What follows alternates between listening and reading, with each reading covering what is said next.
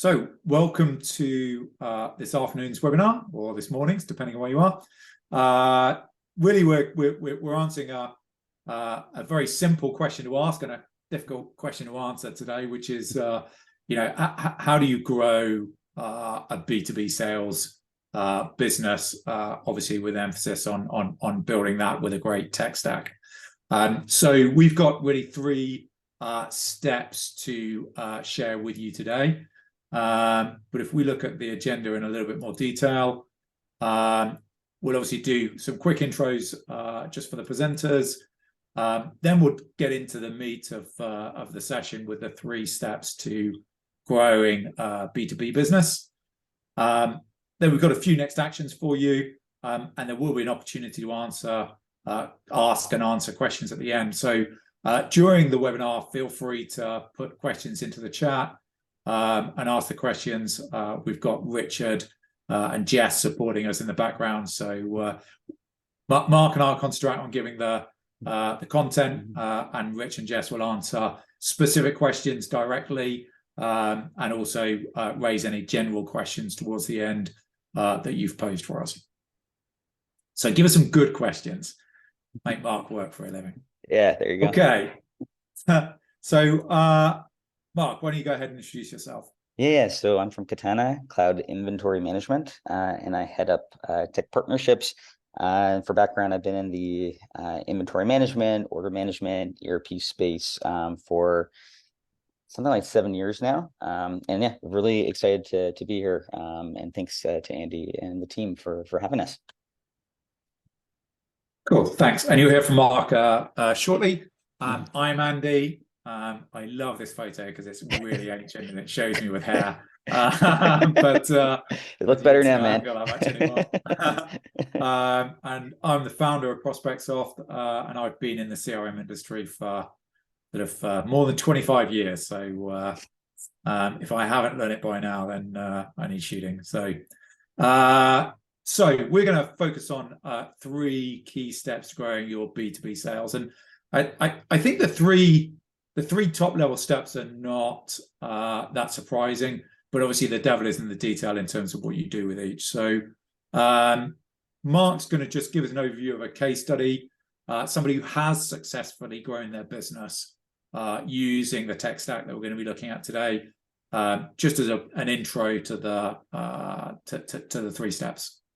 Yeah, and throughout too, as we're going through the three steps, we're going to give like specific examples around Wapanaki Maple, showcasing kind of how they've bridged the gap and been very successful, managing their tech stack through us and a couple other third-party apps. So just to give a little bit of an overview, Wapanaki Maple basically it was a two-person operation, and they produce barrel-aged maple syrup in Canada, as it so happens, where I am too, and their distributions across Canada and the United States.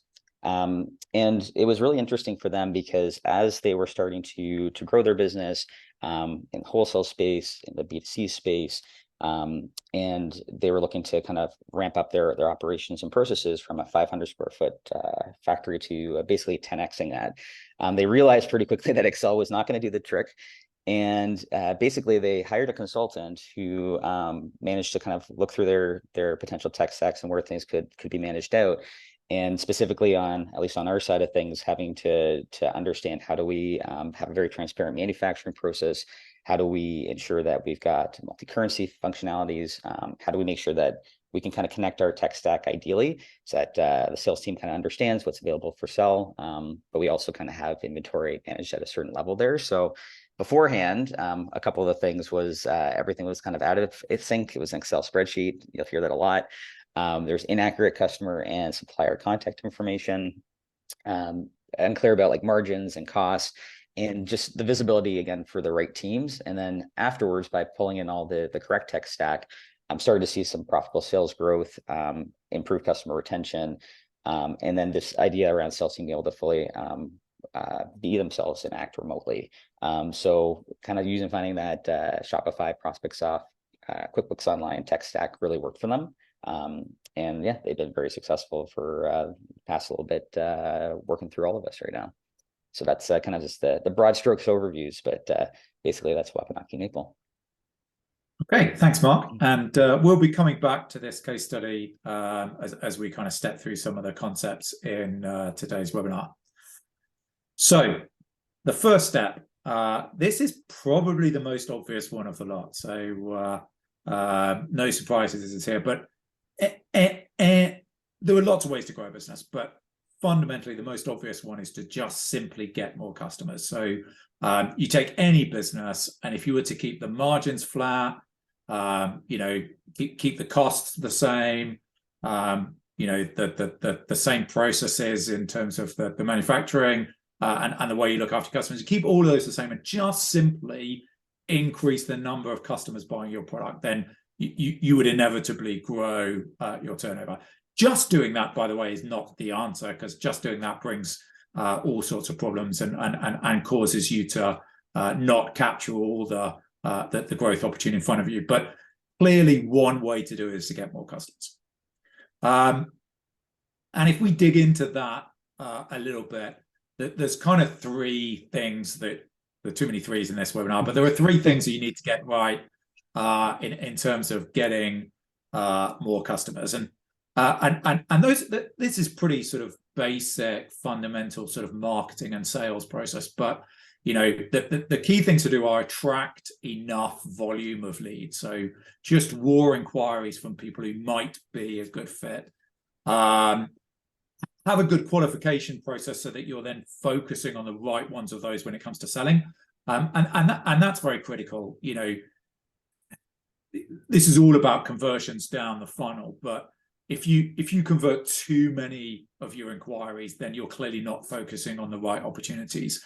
And if you're converting too few of them, then you're either sort of spurning opportunities you should have followed up, or one of the things that I see people getting wrong a lot is they just don't have a very clear ICP, ideal customer profile. And I think the key to this whole funnel is to have a really strong ideal customer profile. Because if you've got a strong ideal customer profile that's written down, not just I own this business and yeah, I know who my customers are, but something that's written down and can be shared with whoever's doing the marketing, external marketing agencies, people who are building your website for you, people who are writing the blog articles, and just so that everybody knows who we're trying to target, who is our ideal customer profile, then that should help them to generate lots of leads because they know who they're going after. It will most importantly mean that they're targeting the right kind of leads, which will get you a good conversion into the sales process, make it easy for your sales team to follow up on all of those things and have meaningful conversations with those people because they will be interested in what you're offering, and it will give them a good close rate. So, and that means you can move from inquiry to first order really quickly, really efficiently, and without too much of a sort of narrowing through the funnel as you get a conversion ratio. So my number one takeaway for getting more customers is to get the right customers and to do it efficiently. And that means have a really, really, really clear ideal customer profile. And I would say to 90% of people in this webinar, even if you've got an ideal customer profile, you haven't thought about it enough, because you virtually can't spend enough time just really honing that ideal customer profile so that you get the right customer in the door. Obviously we're talking about tech stacks here, so that is a theoretical thing, get the right ideal customer profile, but Prospect has lots of features for helping with all of that. So we do an RFM analysis, so recency, frequency, and monetary value. And that will literally tell you out of your existing customer base, who are your ideal customers? And then you can kind of look at those and say, what defines that set? What defines that cohort as being that they're really good customers who spend regularly with us, buy frequently, and spend a lot of value with us. And then once you've got that, you can build web inquiry forms to funnel those inquiries into your CRM, and loads of analysis so you can really make sure that you're maximizing the close rates all the way through that funnel.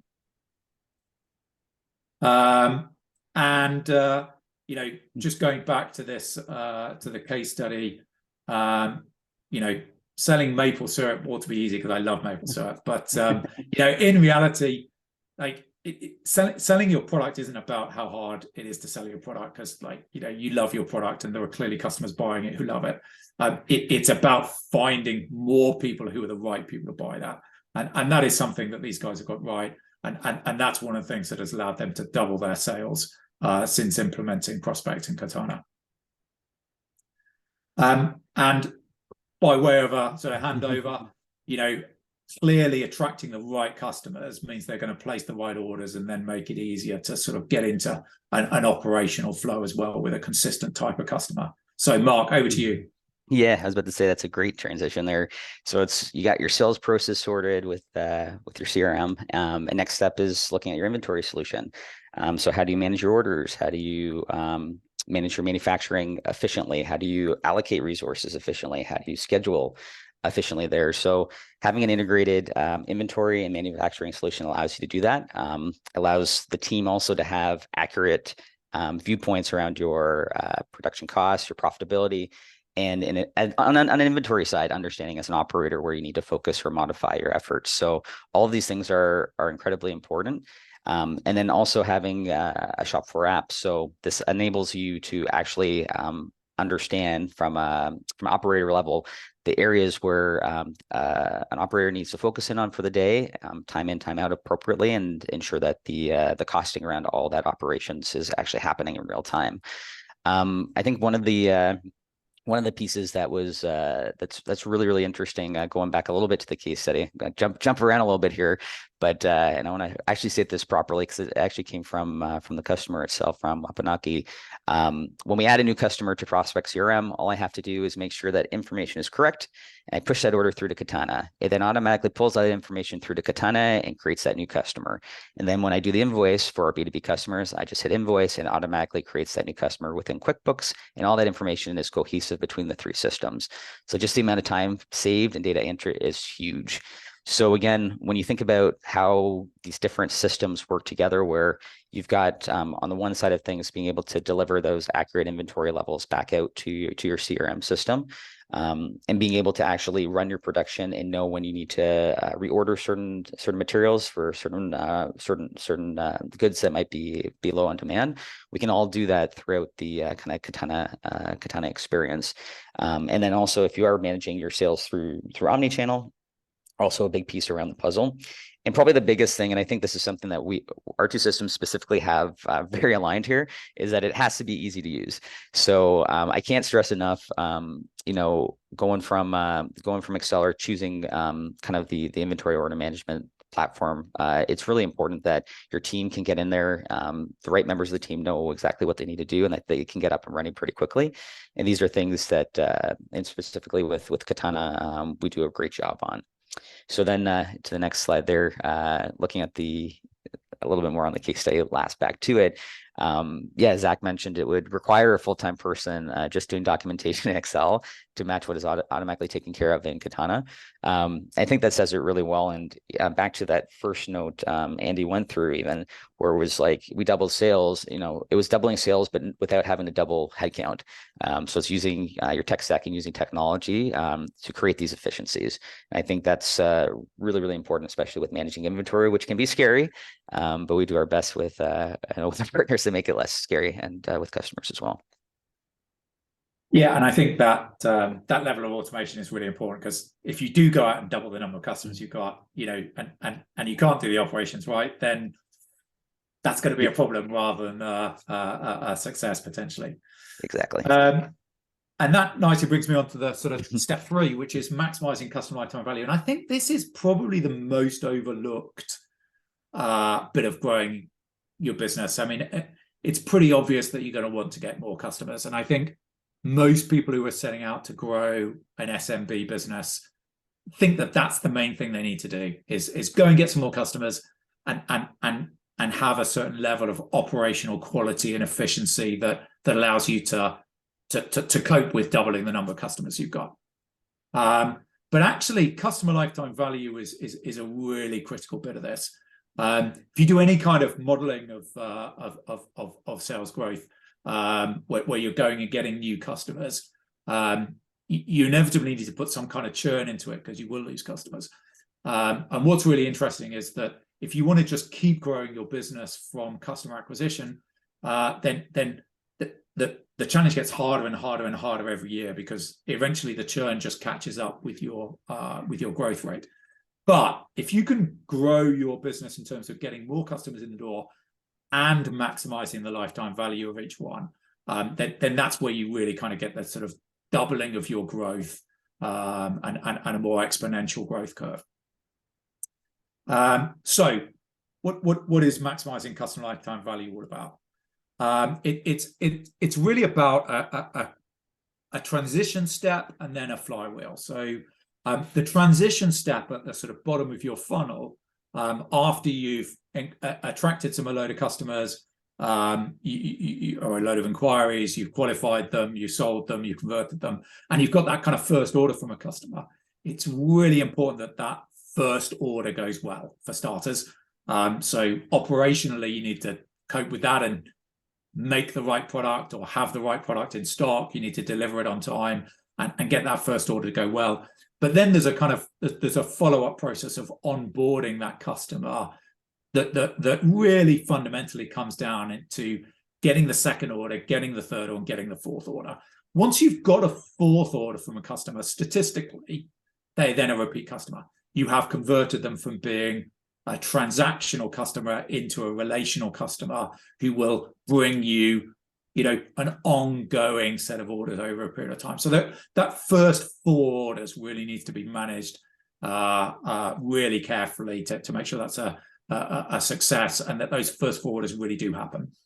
And then once you're sort of through that 4 orders, it's getting into this cycle of making sure you retain the customer over long term. So don't mess things up.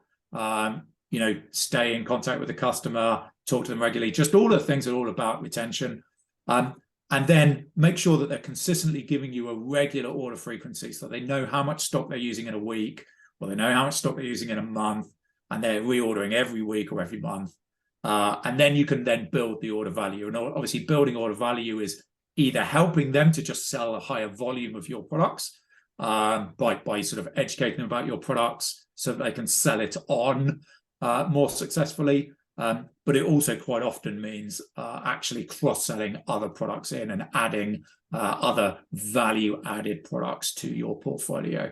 And we've worked with customers who, perhaps sell beer, and then they start selling some spirits to go with it, or they sell,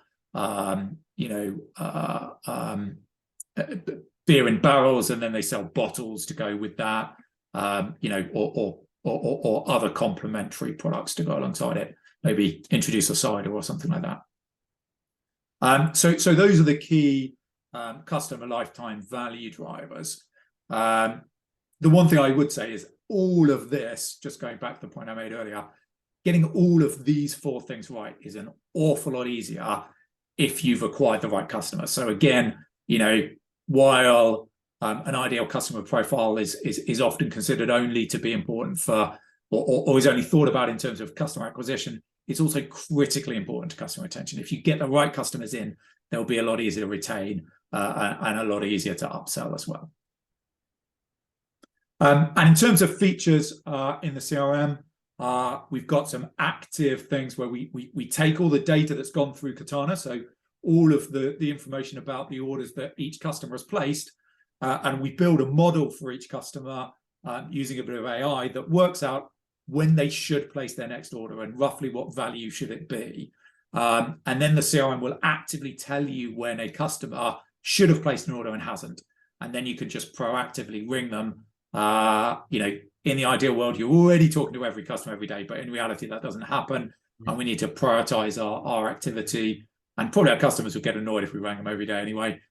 So letting the CRM analyze all the data in Katana, so it knows what customers typically do and what each individual customer does. Do they order on a Tuesday? Do they order on a Wednesday? How variable is that?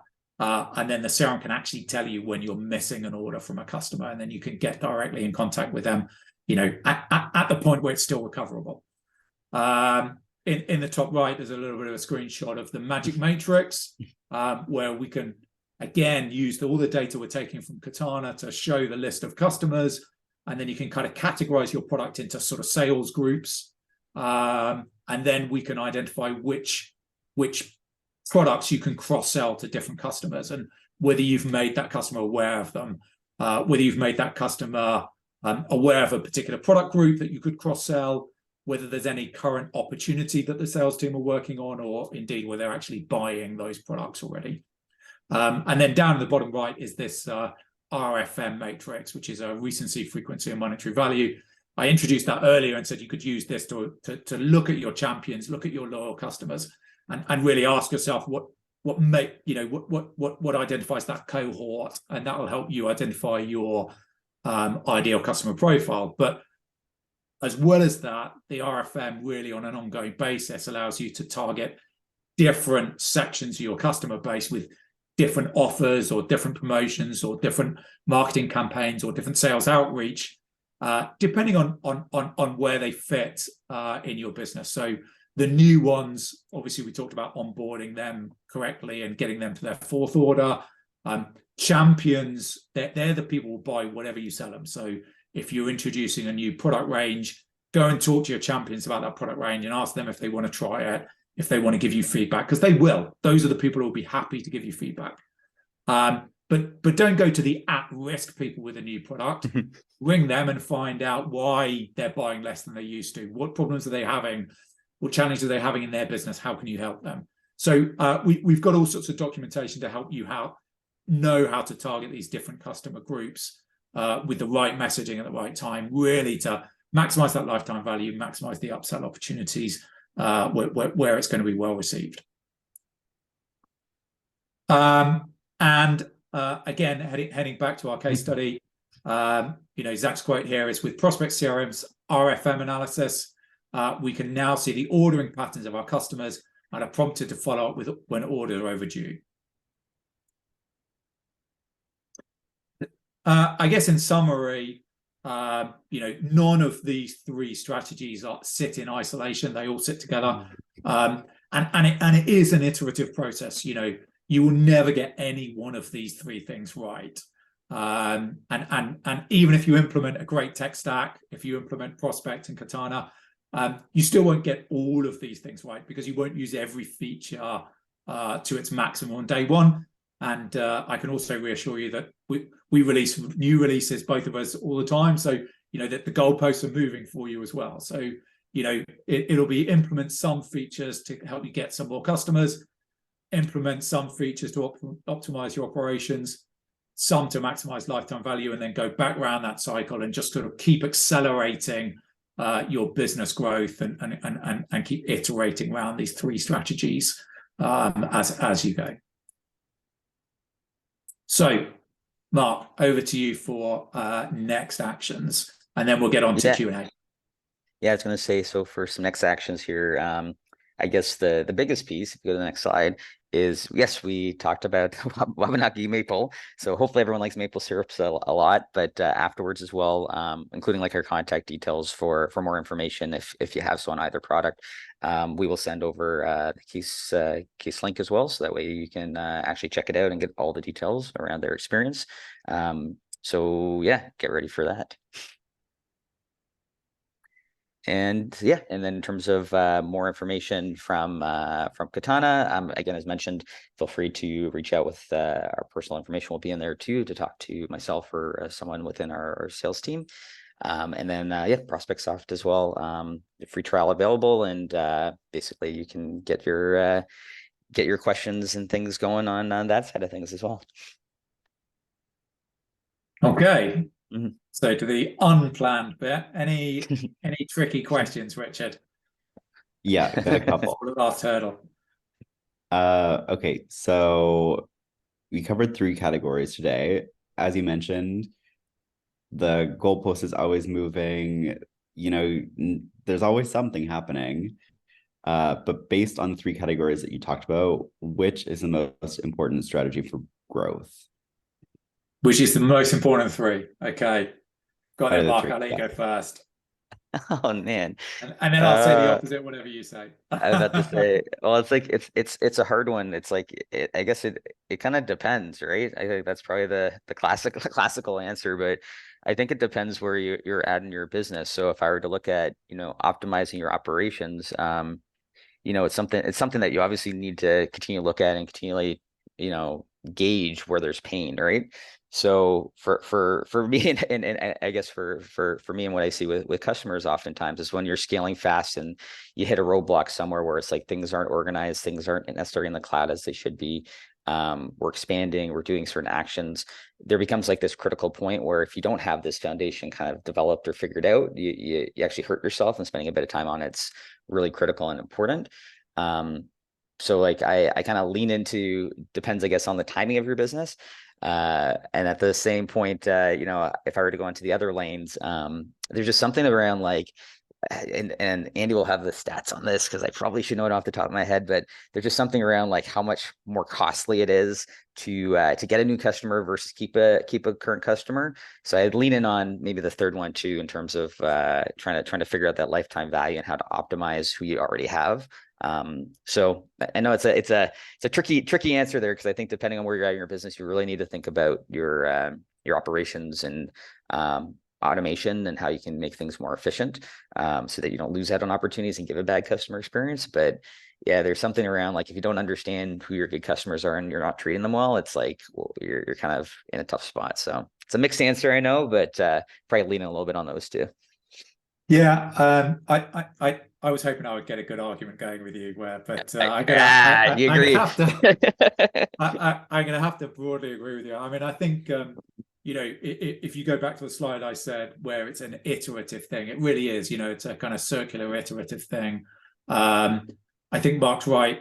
If you've got a current pain point, then the answer to that will be pretty obvious to you. If you're struggling in any one of those areas, then probably that's the thing to focus on first. But if you put that situation and currently have them all on an even keel, I think keeping them all well balanced is the important thing, because being circular and being iterative, they kind of cause problems for each other if they're out of balance. So if you get too many customers and your operations isn't very good, then you're going to cause yourself a problem. If you get loads of customers and your lifetime value isn't very good, then you're just wasting money acquiring new customers, as Mark said. That statistic varies by different analysis, anywhere from 3 times to 10 times more expensive to get a new customer than it is to sell to an existing one. But really, it's about balancing those. Broadly, I would say I'd love to tell you buy Prospect first and worry about Katana another day. But in reality, I think if you're really unsure whether your operations is good enough, then you do need to get that right first, because otherwise you're just going to start letting your customers down, or making your staff work too hard and work into the night, and then they'll quit, and then you will let your customers down. So get the operational thing right in the middle. Then I think I would go, as Mark said, for the lifetime value, because you've got to be able to retain the customers and maximize lifetime value from customers before you just pour a whole load more in at the top. Otherwise, you're wasting your marketing dollars, acquiring customers that you're then not going to retain. So I would go operations, lifetime value, then new business, and then after that, I would work on the principle of good enough. Like, once your operations is good enough to support your kind of next scale of customers, then you can go and get that next scale of customers. Once you've got that next scale of customers and that's good enough, then you can, make sure your operations is now good enough for the next scale again, and then just iteratively go around it that way. How was that, Richard? Very comprehensive, and I also agree with you. Thank you. Yeah, there's no point in putting all the work in to get new people if they're just going to churn and it's not the right fit for them, or there's an obvious problem. Okay, so other question is for both of you, and it's 2-part. So can you give a rough estimate on pricing for each solution? And then how long does it take to get set up and operations with both? Okay. Mark, go ahead, Mark, you go first. Okay. Yeah. So it's actually it's a really good question, because I think if you think about kind of your traditional ERP system where usually the vetting process in terms of just trying to figure out does it make sense for me or not, it can be a months long process. And once you make the decision, there could be this massive implementation fee followed by anywhere from 6 months to a year to get going. And I think one of the nice things around our solution set, it's very focused on SMB scaling companies. And it can usually ranges in a couple $100 per month range. So $300 to $500 per month. And from an implementation side, typically, I'd say it depends. I think on average right now, it's about a month and a half. But I think as long as you've got the bandwidth to actually spend some time with our team against it, you can definitely get it up and running in a couple weeks. So I think that's definitely one of the huge advantages of working with a Katana is that we're priced fair, and then also I'd say from the vantage point on the implementation side, we've got a team here that can help support it for a small fee to get you up and running within a couple weeks. Okay. So I mean, we obviously work closely with Katana and we fit in the same sector. So a lot of things I'm going to say the same. So I'll say them very quickly. Yeah, I mean, Prospect is priced in the hundreds of dollars, anywhere from sort of $200 to sort of $500-600 if you've got a slightly bigger sales team. So similar kind of price point to start, and similar kind of timescales for getting up and running. We typically expect customers to get up and running somewhere between 30 and 60 days. We have a metric where we should get everybody up and running in 90 days. The one thing I would say is that doesn't always happen. I'd like to think it does. Usually the reason why it doesn't happen is people are trying to do too much. And again, this idea of which is your priority and where's the iterative approach. You can get Prospect up and running to do just the things you need it done today, and then you can build on it over time, adding more features and starting to expand out your use of it into other feature areas or other parts of your business over time. So there really is no excuse for not getting up and running and not getting value within 30 days, or at least within 60 days, even with some data conversion and stuff. But that said, hopefully if you're going about this iteratively, as I suggested earlier, you'll then ultimately be implementing it forever in terms of, just maximizing the value you're getting from the product over time. And I'm sure the same is true of Katana. The one final thing I do want to just stress, although we've done this webinar together, Mark has said a few $100s, I've said a few $100. Obviously, you add that up and it starts to become a bigger amount of dollars. That said, when that question was asked, which would you do first? You can do just one of these products first. So, if you're using QuickBooks today and operations is really the area you're struggling, then don't worry about Prospect right now. Go and get Katana, put Katana in and fix your operational challenge. And then you can come back and put Prospect in on top of that to go and build your customer base. Or if maybe you've got less manufacturing complexity, less stock manufacturing, you use smaller product lines, and QuickBooks is kind of fulfilling your needs, or Xero, whatever you're using, you can put Prospect in today, grow your customer base. And then once you've started growing your customer base and expanding the product set you're selling, then you will have some operational challenges, I suspect, if you stick with QuickBooks or Xero or whatever. And then you can put Katana in at a later stage. So you can do one or the other, or indeed, if you're already successful, you're already growing, you can do a joint implementation, put the two products in together. So really, it's about setting that priority for yourself and picking the right product, and then knowing that you can step forward with the other one when you're ready. Love it. Wonderful answers from both of you. Thank you.